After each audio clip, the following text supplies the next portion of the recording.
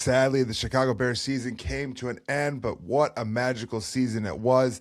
This is really about a celebration of a great season and a game that left some things to be desired. But I am so proud to be a Bears fan. I'm so excited for the future of this team. Even though this season has ended disappointingly, the Bears were awesome this year. It's an exciting time to be a Bears fan, exciting time to be in Bears content. So thank you for watching.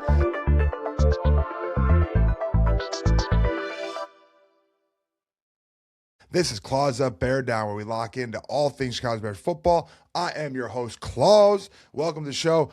I just want to start with the thing that I am most impressed with the playoff loss to the Rams is really the defensive output of the team. They only gave up 20 points, and that's 3 points in overtime. Going into the game, if you would have told me that the Bears defense would only give up 17 points in the regular game to Matthew Stafford and Devontae Adams and Puka Nacua, I would take it, and I would think that's a Bears W. And that part is tough to handle. We would like to see that the Bears were able to find a way to get a W here, and they just weren't able to do it. Jaquan Brisker, in a contract year, and a man who might have just played his last Bears game in the Bears uniform, boy, did he show up. 14 tackles, something like that. He was making plays all over the field. He was dynamic. He looked awesome throughout. That defense also had 4 sacks. 1, 2, 3, 4. 4 sacks on Matthew Stafford. Needed to get pressure, and they found a way to get pressure. Now, when it comes to the offense, the running game has completely disappeared the last couple weeks. Don't really know where it went, where the creative running plays happened. So many situations that were 3rd and short, 4th and short. They had a whole situation in the fourth quarter where they had 4 plays from the 5-yard line, and they weren't able to get a touchdown. This team was getting 200 yards a game at one point. Now, the backs averaged about 4 yards a carry, but it just wasn't enough. Some of that was diluted or at least boosted up by Caleb Williams' ability to scramble out of the pocket in that game against the Rams. They left a lot to be desired on the offensive side of the ball. I thought the offensive line did a really good job. Caleb wasn't running around for his life too much. There were times that he was hit unnecessarily by the defense. Javon Verse felt like he was everywhere. That guy or at least was making big plays when it mattered the most, especially in the running game, hitting guys behind the line of scrimmage. They did end up moving the All-Pro Joe Thuney over to the left side. Not really sure why that came about, but it worked out in their favor. He ended up doing a great job over there, and we didn't hear the guard's name very often, McFadden, so that's great. It means that they made a really smart move by moving those guys over. That coaching staff knows what they're doing, and they obviously know a lot more about their personnel than we know as fans and as people who follow the Bears constantly. Now let's get to Caleb Williams. Caleb Williams, in this playoff game, had 3 interceptions. But Caleb Williams also had huge scramble runs, had a giant first down sneak, had one of the craziest throws of all of NFL history again. Again, he was able to do something insane. It's such a great feeling knowing and hearing it in my heart that we have a quarterback that can make dynamic plays, that can make highlight throws, and can win football games for the Chicago Bears. And if anything, you can keep him in him, even when he makes mistakes. Yesterday in the first quarter, put a dime right on Rome Odunze at the goal line, drops the ball. Then he throws an interception, which is a bummer. And there are a couple times where the interceptions, that one on the 4th down, is it a punt? Is it an interception? Should they have gone for the points? Who really knows? Now, when it comes to having the playmaker in Caleb Williams, you need to have the wide receivers doing their job and catching the ball. The wide receivers felt like they let down Caleb Williams. Rome Odunze, drop Odunze. This man had his dad on Twitter running his mouth about not getting enough targets, and then he was hurt, which is understandable, and he might have been playing hurt yesterday. But it's not his hands that are hurt. It was his foot that was hurt. And that drop in the end zone might have been the difference in the game. Bears score that, go up 7-0 to start the first quarter. They're in a different ball game for sure. There were a couple plays that were drops. Luther Burton III had a couple drops. Colson Loveland had a couple uncharacteristic drops yesterday. And so did DJ Moore. And really, DJ Moore, it's the lack of loafing, or I should say the more loafing, the lack of adjustments to the ball. And we'll get to that interception in a little bit. But Rome Odunze has not performed to the level of a 9th overall pick. Rome Odunze could be trending towards a bust type category. He has been injured a lot, but Colston Loveland looks like a way better pick than Rome Odunze, and he's only one pick behind him in the sense of back-to-back years. Rome being 9, Colston being 10. If I had to pick one or the other right now, it's definitely Colston Loveland. I'd much rather have Colston Loveland on the Bears team for the next 10 years than I would Rome Odunze. And Rome Odunze is going to be guys we talked about. Some people are saying to shop him around too. I don't know about all that yet, because I think that Rome Odunze, Luther Burton III, and Colston Loveland are quite the package of a young, talented group of playmakers, along with Jahdae Walker. If Jahdae Walker is the number 3. And that brings you to who's supposed to be the number 1 wide receiver, DJ Moore. DJ Moore has made great plays this postseason and late in the season. He stepped up big. He was hurt in the Green Bay overtime game. He had the overtime catch. He had the go-ahead touchdown scored against the Packers in the week 1 of the playoffs.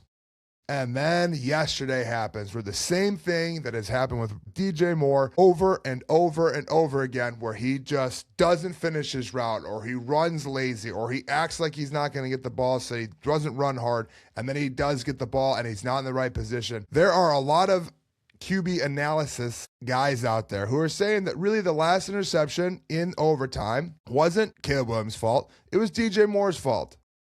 Now, when you're in the stands, it's hard to tell whose fault it really is. But when you watch it on the replay and you watch the All-22 from the Madden vision, it looks like he's not where Caleb Williams expects him to be. It looks like he's jogging instead of running hard. Man, you need to be running hard. Personally, I want DJ Moore off the Chicago Bears. Get him as far away from the Chicago Bears as possible. The type of guys on the team have to be go-getters, grinders, always run hard, always blocking. And we were talking about Rome Odunze earlier. Rome Odunze had a terrible missed block on the end zone. The one where DeAndre Swift got messed up pretty good. We tried to hurdle. Maybe that was a bad choice as it was. He had an opportunity to be a touchdown scorer if he just goes ahead and blocks well. Now, let's talk about Ben Johnson for a minute.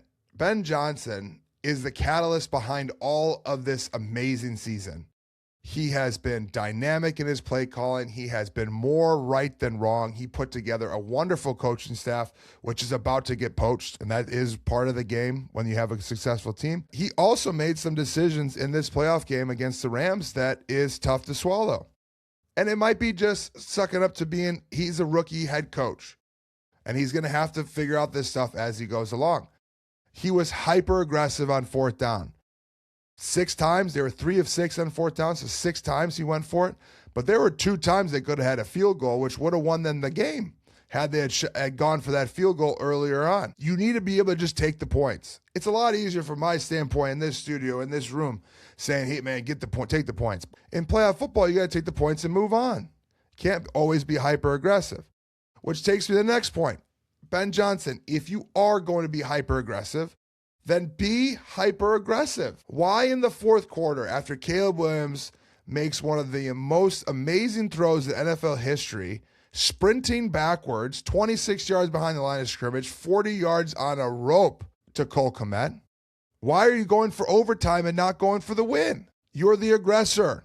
You are foot on the gas guy. You did it all game long. And yes, the short yardage situations wasn't working out well for the Bears. If there was a time to go for it, that was the time. Be who you always are, but you have to pick a lane. If you're not going to go for 2 in the 4th quarter to win the game at home, then you should have been kicking field goals earlier on in the game. We can't have it both ways. Can't pick and choose when to be aggressive all the time. You are either in or you're out. Live by the sword or die by the sword. And yesterday he had it both ways. Now, before that game, if you would have said, Caleb Williams is going to have a chance with the ball in his hands in overtime to go to the NFC title game, I would have taken that chance 10 times out of 10. I'd take that. And it just didn't work out. The magic ran out. And it was a magical season. I have been a Bears fan my entire life. I have been a diehard Bears fan for 20 plus years at this point. But I'm 36 years old. There isn't a more fun season the Bears have ever had. And that includes the 07 year when they made the Super Bowl with Urlacher and Devin Hester. And the team was fun and it was good. But man, this team was exciting and dynamic. and electric, and they were fighters. You hope they can replicate this type of success next year. I hope that Bear fans, with the negativity from losing, right, just having conversations about why that game was lost, can look at this game and this season and go, I am so grateful for being a fan of this team this year. Some of the most fun games I have ever been to as a season ticket holder, by far, was this season.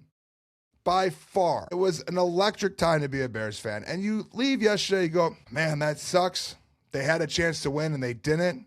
But I'm proud to be a Bears fan because this team laid on the line. There were mistakes that were made yesterday. And I'm sure there are a lot of things that people will talk about, including this channel, for quite a while until the next season starts.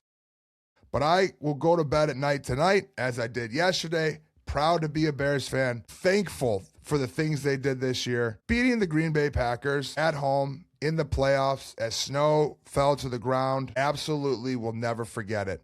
And I am grateful for the Bears. I'm sad to see the season go, and we'll continue to dissect on this channel about where the Bears should go and what should happen. This is really just about showing gratitude to the Bears and what they're able to accomplish this year. I thought they were going to win 10 games, but would be happy with 9-7.